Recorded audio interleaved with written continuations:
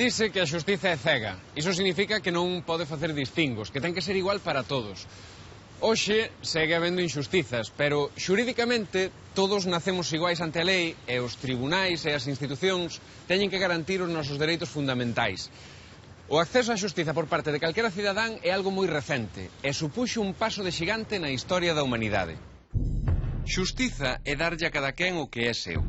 A historia da loita pola xustiza é a crónica de como o ser humano se foi defendendo con normas da arbitrariedade e da brutalidade do poder. Unha viaxe que vai desde a vinganza e desde o ollo por ollo ata a intervención dun terceiro, o xuiz. Pero case sempre, quen tivo o poder tamén quixo ser xuiz e estar por enriba da lei. O cárcere, como este de Teixeiro, é o lugar onde cumpren condena aqueles que cometeron un delito grave, que vulneraron dereitos básicos doutra persoa. Hoxe os galegos temos dereito a ser alguén, a ter algo e a expresar libremente os nosos pensamentos. Neste capítulo, ímoslles contar como os galegos tratamos de defender estes tres dereitos en tres momentos históricos nos que a xustiza se impartía con diferentes varas.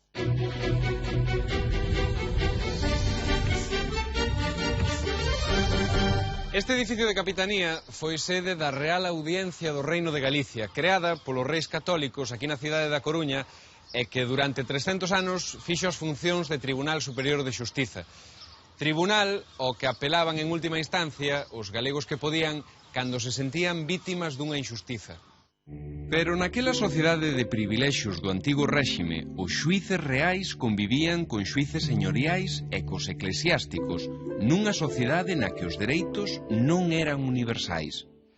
Conforme á Declaración Universal dos Dereitos Humanos, que caben neste libriño, todos nacemos libres e iguais en dignidade e en dereitos. Todos somos fillos dun pai e dunha nai que nos dan un nome e uns apelidos que conforman a nosa identidade xurídica.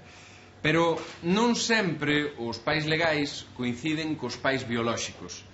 Aquí, neste Instituto de Medicina Legal da Universidade de Santiago, realizanse ao ano unhas 150 probas de paternidade. Pero, por que é tan importante saber quen é o pai dun? Cando Cleopatra se presentou en Roma con un fillo e lle imputou a paternidade do neno a Xulio César, creou un problema político que algúns historiadores relacionan co asasinato de César. Ata o século XX, máis alá do parecido físico, a única e feble proba de paternidade eran as declaracións de testemunhas. Hoxe, os análisis de ADN determinan cunha certeza prácticamente absoluta quen son os proxenitores de calquera persoa. Estas probas solicítanas homes desconfiados e mulleres necesitadas de que o pai biolóxico dunha criatura comparta o esforzo, o gasto e a responsabilidade de criala e de educala. Hai tamén outros motivos para probar parentescos, como poden ser o cobramento de herdanzas ou incluso a obtención de nacionalidade. Os test de paternidade son moi recentes como proba xudicial. Antes, os xuíces consideraban a paternidade como unha cuestión de imposible probanza no físico. A protagonista da nosa historia non tiña ao seu dispor probas de ADN para demostrar quen era o pai do seu fillo.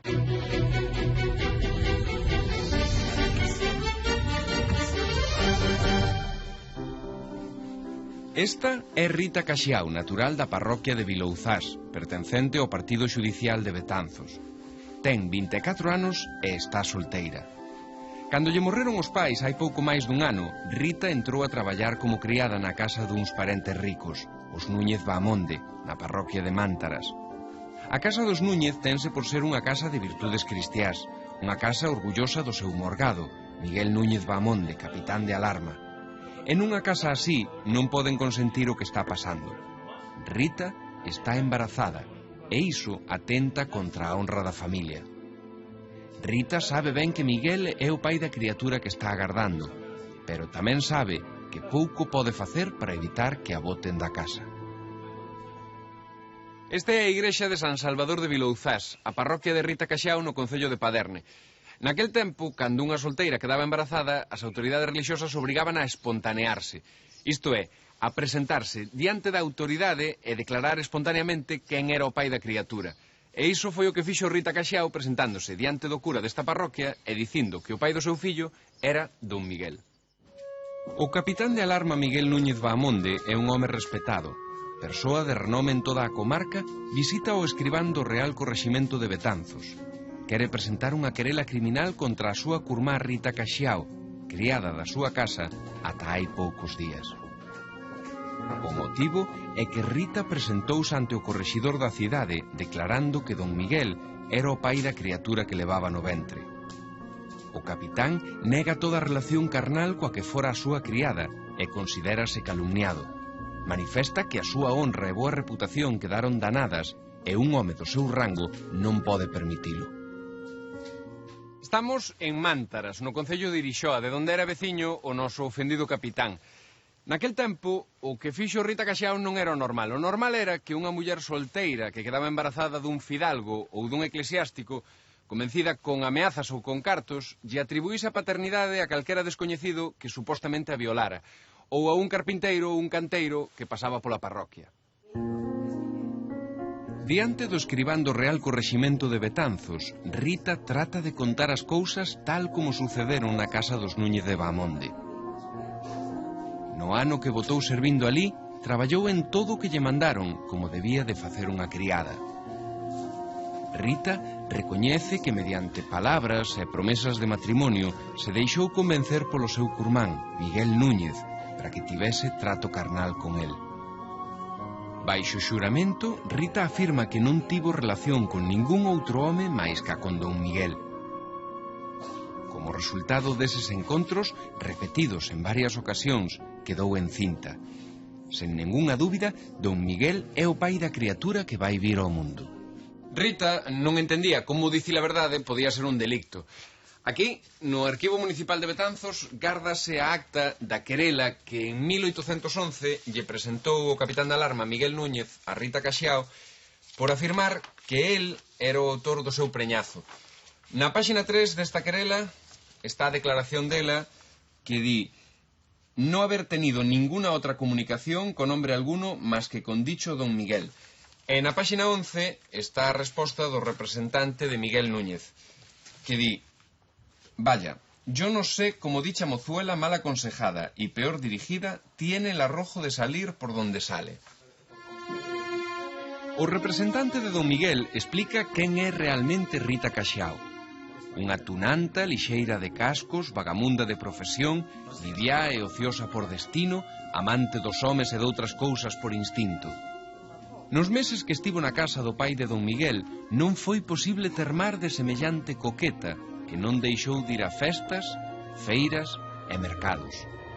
Así, cando o prudente amo e a súa familia comprobaron a depravación da criada e considerando que unha casa de religión e recollemento non se podía expoñer a tales riscos, desfixéronse dela para a tranquilidade da súa conciencia.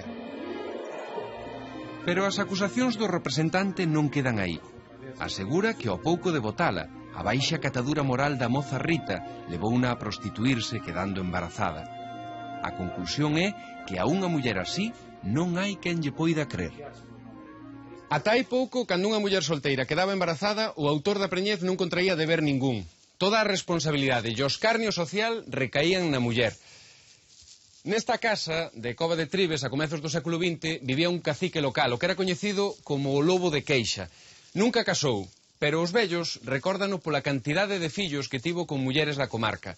El mesmo se gababa de que algún ano 22 fillos seus marcharon facer o servizo militar. A mediados do século XX había comarcas de Galicia nas que máis do 25% dos nacidos vivos eran fillos de solteira. Tradicionalmente, unha solteira embarazada acudía ante o xuíz local a declarar de quen quedara embarazada, sen que isto supuxese obrigas maiores para o suposto pai.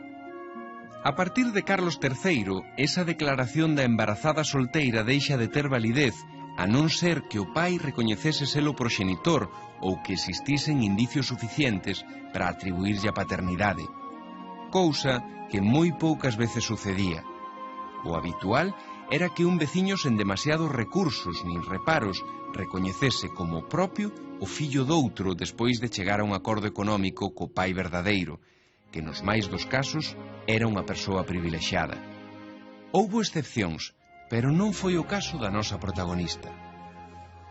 Rita Caxiao deu a luz o seu fillo que naceu forte e san. Un mes antes do parto, vendo que nunca ia dar conseguido que o seu capitán recoñecese ser o pai do neno que levaba no ventre, amañou para que o correxidor de Betanzos lle dese licencia para irse vivir co irmán dela en Vilouzás, a cambio de ter ali o seu fillo e de manterse despois casta e honestamente, sen causar nota nin escándalo. O xuizo rematou pola renuncia dela a seguir co preito. El aceptou pagar as custas xudiciais e ela renunciou a presentar no futuro calquera demanda de paternidade contra el. O xeito como rematou este xuizo supón un fracaso da xustiza e evidencia o abuso de quen ten poder, estatus social e cartos. Polo tanto, o fillo de Rita Caxiao nunca puido levar o apelido do pai, nin, por suposto, herdar ningunha das propiedades paternas. Do dereito á propiedade e dos documentos que o acreditan é do que vai tratar a nosa seguinte historia.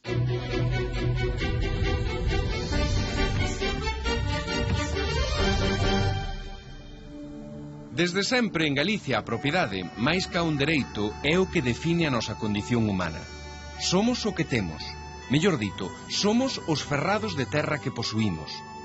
Perder parte desa terra que é nosa é como perder parte dun mesmo.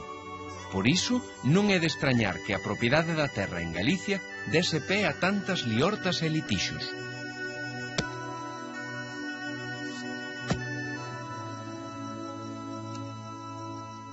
Este foi e segue sendo un dos actos máis despreciables que pode facer un galego contra un veciño. Arrincar un marco e movelo de sitio é un xeito de roubar, pero tamén é unha ofensa e unha deshonra que debe ser reparada, no mellor dos casos, acudindo á xustiza. A nosa seguinte historia ten que ver cunha disputa de séculos pola propiedade duns montes. Aconteceu aquí, en Cova, no concello ourensán de Trives, hai máis de 400 anos. Os feitos que lles imos contar están narrados neste documento que foi guardado polos veciños durante séculos.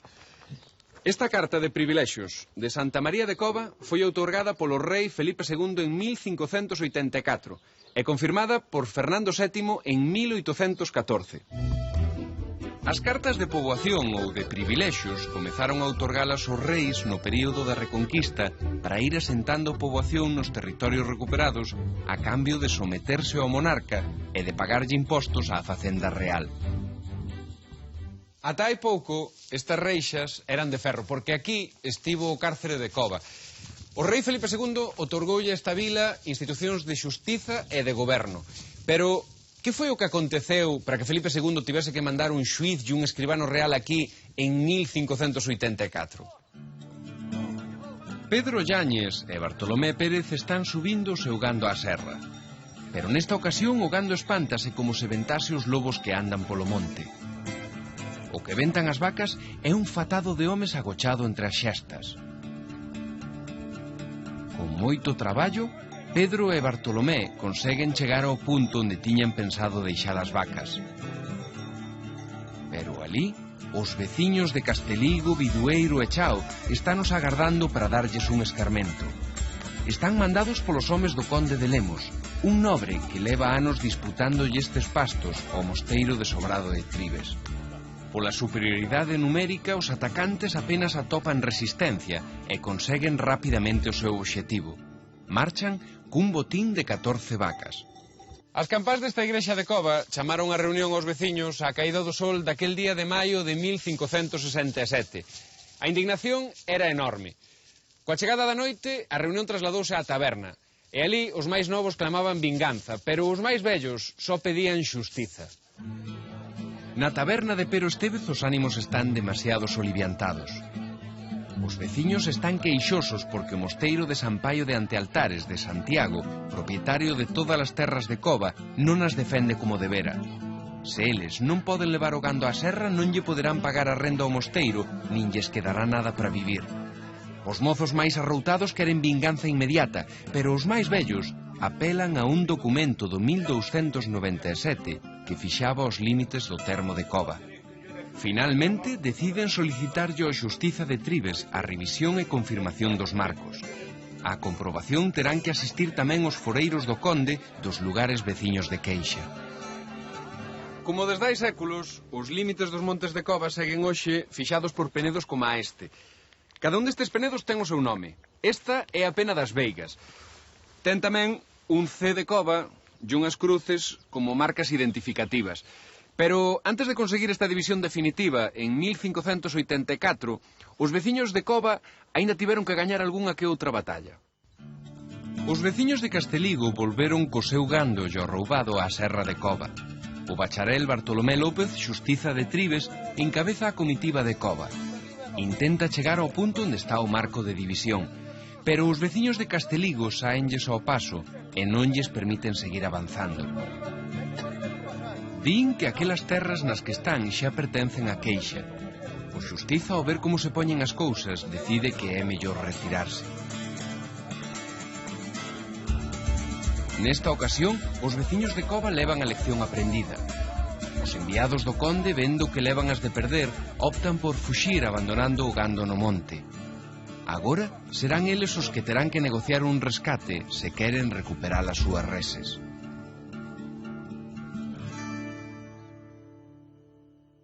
Tres meses despois daqueles enfrontamentos, o 3 de outubro de 1567, o daquela conde de Lemos, Antonio de Lemos y Cadórniga, presentou demanda contra os veciños da Cova aquí, na Real Audiencia do Reino de Galicia. Pero mentres a xustiza resolvía, o conde lanzaba os seus vasalos contra os veciños de Cova. Pero os de Cova, xa mellor armados e adestrados, repelían con éxito todos os ataques.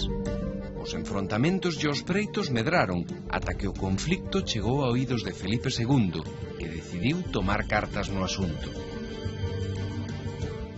O que fixo Felipe II foi conseguir que o Papa Gregorio XIII lle concedese unha bula para poder mercar os dereitos que as monxas deste convento de San Paio de Antaltares en Santiago de Compostela tiñan sobre os coutos de Sobrado, de Somoza e da Cova de Tribes. Despois o rei vendeulles eses dereitos aos veciños da Cova e dotou a vila de institucións para que se gobernasen por si mesmos e para que impartisen xustiza no nome do rei. Pola real cédula de Felipe II, o xuiz real Diego de Zamudio vai outorgar á vila de Cova os órganos necesarios para o seu goberno. Conforme ao ritual establecido, entrégalle ao alcalde rexedor de Cova as varas da xustiza coas que lle dá a vila capacidade para xustizar no nome do rei. Ademais, tamén lle outorga a Cova o poder para nomear representantes da xustiza e outras autoridades locais como o alcalde, o alguacil e os demais oficiais que fosen necesarios. Así pois, esta Real Vila de Cova pasou a ter os mesmos privilexios e competencias que calquera outra Real Vila do Reino de Galicia. Para facer cumprir as penas, o xuiz, ademais dun cárcere, mandou construir unha forca e unha picota que foron instaladas aquí, na entrada do pobo. De feito, esta fonte segue sendo coñecida hoxe como o Pozo da Picota. Pero, que era unha picota? Esta foi a picota da alberguería no concello ourensán de Laza, hoxe reconvertida en poste. As picotas eran unha especie de chantos de pedra que se colocaban na entrada das vilas.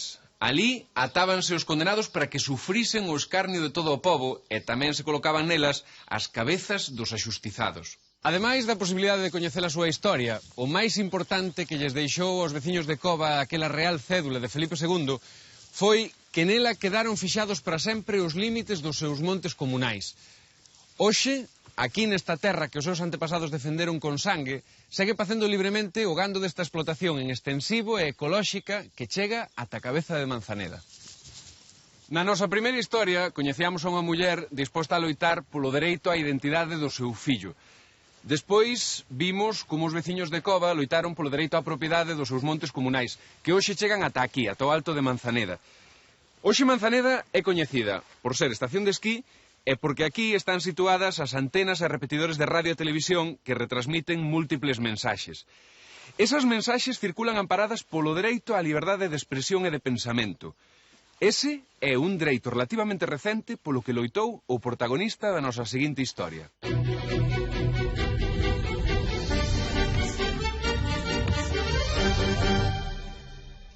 Manuel Curros Enríquez logo vai facer 15 anos. O seu pai é o escribán de Celanova e quere que o fillo comece a aprender xa as leis e a disciplina do oficio. Hoxe mandoulle copiar un documento para que se vaia familiarizando coa linguaxe e os formalismos xurídicos. Pero a Manuel, nada do que seu pai lle di desperta a súa atención. A súa mente está fora do mundo de tradición e orde que representa o seu pai. O que lle lle gusta é buscar palabras para expresar o que sente cando observa a injustiza na que viven a maioría dos veciños e, sobre todo, os labregos dos arredores de Celanova. Nun descoido, caille unha gota de tinta no documento orixinal que estaba copiando. Como noutras ocasións, a reacción do pai non se fai agardar e bota man do que ten máis próximo. Nesta ocasión, un braseiro. Aos 15 anos Curros tivo que abandonar esta casa fuxindo da furia do seu pai, un carlista autoritario que o sometía a malleiras frecuentes. Marchou a Madrid vivir co seu irmán Ricardo e ali estudou o bacharelato e comezou a carreira de Dereito, que non chegou a rematar nunca. Daquel Madrid, Curros volveu con 3 amores que non abandonaría na vida: a súa dona, a poesía e a liberdade. Curros xa leva 2 anos en Madrid. É un mozo de 17 e anda escribindo os seus primeiros poemas.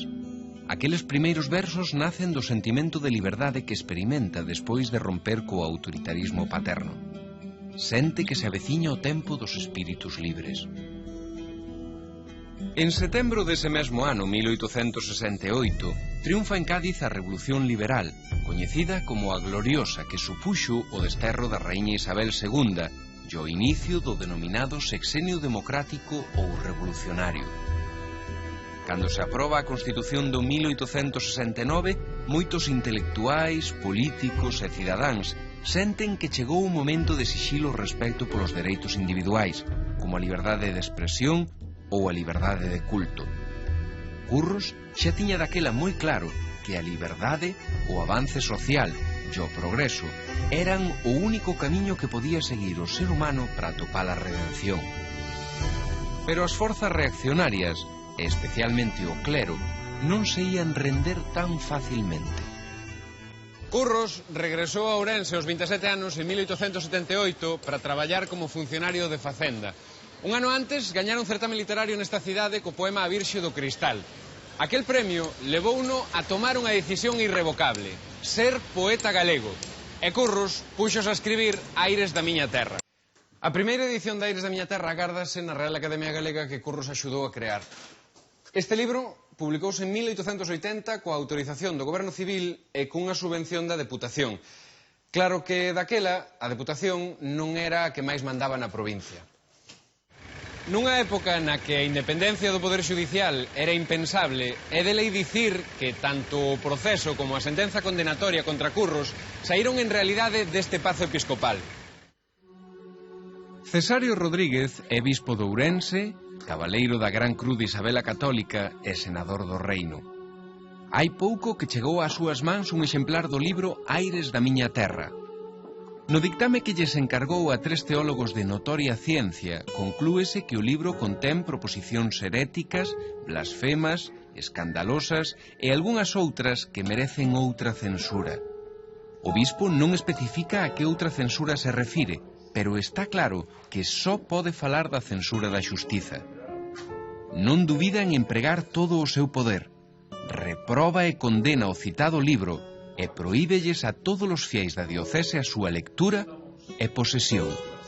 Pero realmente que ten de pecaminoso ou de blasfemo Aires da miña terra? Porque o escrito do bispo non o di, pero si nomea un poema que se titula Mirando ao Chao, no que un deus, xa ancián, ao ver en que se converteu o mundo que el creara, exclama: se eu fixen tal mundo que o demo me leve. Homes esfameados, emporras mulleres, espigados nenos que non saben ler.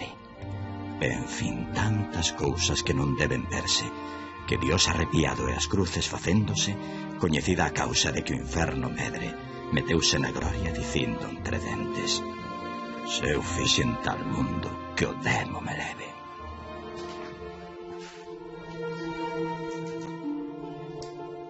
A pesar de que formalmente non foi acusado por ninguén e de que o fiscal propuxo a absolución, Curros Enríquez está diante do xuíz de primeira instancia de Ourense, Manuel Mella Montenegro, para responder á denuncia eclesiástica do bispo, para que en Aires da miña terra contén proposicións heréticas, blasfemas e escandalosas. Curros afirma que os seus versos denuncian as injustizas do mundo. Nunca pretendeu atacar ningún dogma nin culto relixioso. Pero o xuíz ten a decisión tomada. condena a Curros a 2 anos, 4 meses e 1 día de prisión correccional e 250 pesetas de multa, así como a inutilización dos exemplares de Aires da miña terra, porque no poema Mirando o Chao induce ao desprezo do supremo ser e do sumo pontífice. O abogado de Curros, Manuel Paz, argumenta que en todo caso a intención do poeta é satirizar o falso concepto de Deus.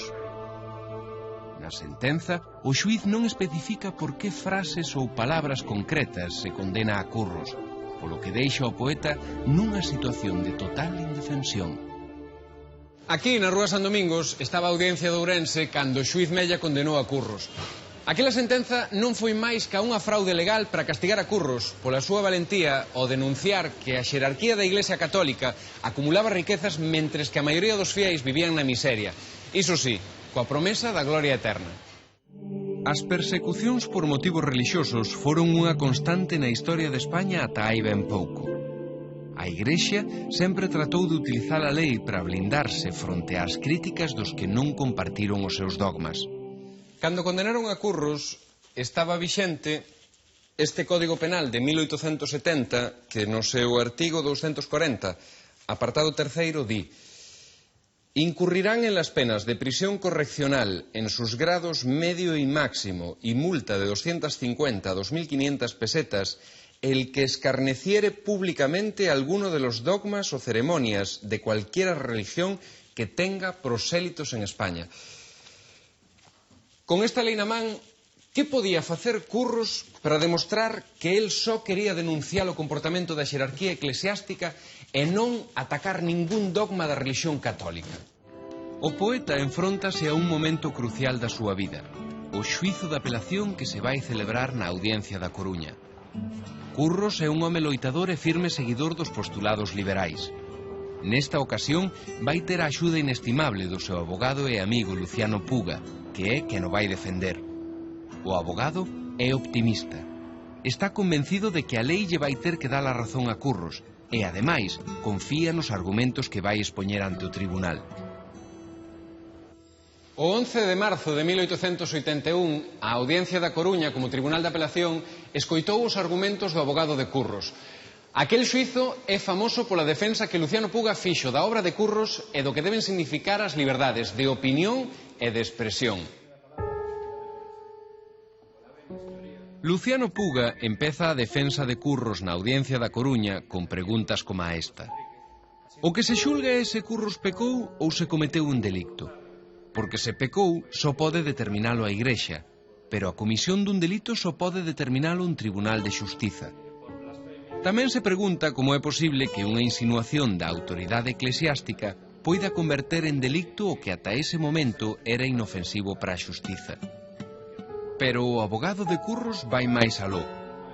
Di que os versos galegos non poden xulgarse traducidos ao castelán porque perden o seu sentido orixinal. Así, a expresión "se eu fixen tal mundo que o demo me leve" non é ningunha blasfemia. Expresa só a amarga sorpresa de Deus, vendo o grao de perversión ao que chegou o mundo que el creou. Luciano Puga está convencido de que os defectos formais do primeiro xuízo e as argumentacións que acaba de expoñer non lle deixan outra saída ao tribunal ca a absolución do poeta. Luciano Puga ven eufórico co resultado da sentenza. O xuíz soubo plasmar nos considerandos o respecto á liberdade de cultos e á liberdade de expresión. A sentenza conclúe que os feitos denunciados non son constitutivos de delicto por non escarneceren nin atacaren ningún dogma católico, polo que ordena devolverlle ao editor os exemplares secuestrados de Aires da miña terra. É posible que naquela sentenza absolutoria da Audiencia da Coruña pesase tamén a presión popular que vía detrás do proceso a vinganza do clero máis conservador e retrógrado. Curros seguiu escribindo e loitando pola dignidade de Galicia e dos galegos. Nesta escultura da Sorei, o poeta simboliza a loita universal pola xustiza e pola dignidade de todos os seres humanos. Conforme á Declaración Universal dos Dereitos Humanos aprobada en 1948 polas Nacións Unidas, desde o nacemento todos temos dereito á vida, á liberdade e á seguridade. Todos somos iguais ante a lei sin distinción ningunha de raza, sexo, relixión, opinión, orixe social ou posición económica. Estes dereitos están recollidos nas principais constitucións democráticas do mundo, e tamén na española, e no noso Estatuto de Autonomía. Desas dúas leis básicas nacen as garantías dos nosos dereitos fundamentais, entre eles o dereito a usar o noso idioma. Di o Catecismo do Labrego de Lamas Carvajal, condenado polo mesmo xuiz que condenou a Curros, que os que sofren a persecución da xustiza son os mesmos que lle fan fronte aos que mandan. Someterse aos desexos do poder foi sempre o máis seguro, xa fose o poder dos donos dos pazos ou dos donos dos campanarios. Dar a cada quen o seu segue sendo hoxe un bo ideal de xustiza, pero tampouco hai que esquecer o que dicían os nosos vellos. Vale máis un mal acordo ca un bo preito.